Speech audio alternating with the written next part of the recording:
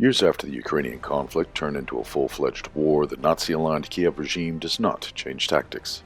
This war began with the bloody punitive anti-terrorist operation against the population of the Donbas republics a decade ago, with concentration camps, targeted assassinations throughout the country, murders, massacres, and bombings of the peaceful cities of Donetsk and Luhansk, killing approximately 12,000 to 13,000 people before the war even started, according to the UN.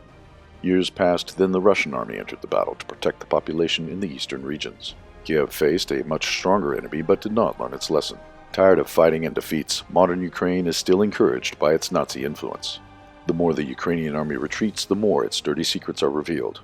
The Russian military liberated the town of SELIDOVO in the DPR in late October. The mop-up operations revealed that the fleeing Ukrainian units had massacred local residents, purposely shooting defenseless civilians. Lifeless bodies with evidence of gunshots lie all over SELIDOVO. Most of them are elderly people who had no way to escape. Elderly women were shot in their heads. A man was killed in his bed with a machine gun shoved into his mouth. According to the official data, there are at least 50 victims whose bodies have been found so far. This heartbreaking footage is confirmed by the testimonials of those who survived the massacre and managed to escape. At least 15 people testified about the war crimes, providing details of the streets and names of their killed neighbors or relatives. For example, at number 12 Shorsa Street alone, a sniper killed about 20 people. Some of the victims tried to go out of their hideouts to cover the bodies of the dead, but they themselves became the targets. At least 8 dead were found in a yard nearby. In house number 19 on the same street, the Ukrainian military broke into apartments and shot civilians. They shouted and offered help, but killed people immediately after they entered their homes.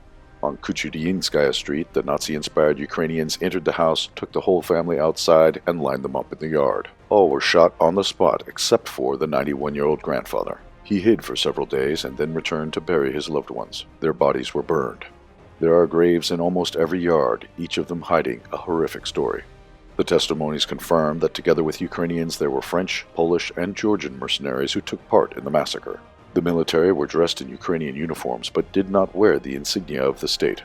The punitive detachment of the retreating armed forces of Ukraine was probably ordered to stage another provocation like Kiev did in BUCHA in an attempt to pass the murders of civilians off as crimes committed by the Russian military.